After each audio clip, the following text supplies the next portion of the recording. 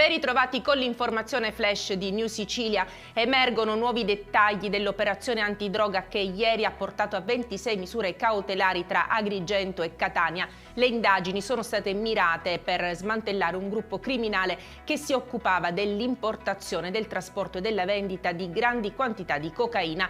La base operativa del gruppo era il Bronx di Licata, un intero quartiere che fino a poche ore prima era ritenuto inespugnabile. Il gruppo era capeggiato e diretto da Michele Cavaleri, che aveva allestito un servizio di vigilanza sul territorio con telecamere installate nei vari punti di accesso e vedette pronte a far scattare l'allarme all'arrivo delle forze dell'ordine.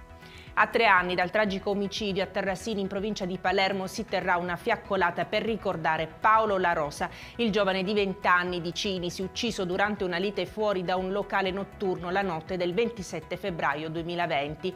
La famiglia di Paolo ha organizzato l'evento per mantenere vivo il ricordo del proprio caro, soprattutto per chiedere giustizia. L'imputato Pietro Mulè è stato condannato in primo grado a 16 anni. A Campobello di Licata, un'auto di proprietà di un uomo di 30 anni impiegato in una ditta privata è stata incendiata in via Edison. L'Alfa Romeo Giulietta è stata distrutta dalle fiamme. Per l'evidenza, tracce di liquido infiammabile rinvenute sul luogo si ipotizza a una matrice dolosa. Infatti sono in corso indagini per risalire agli autori.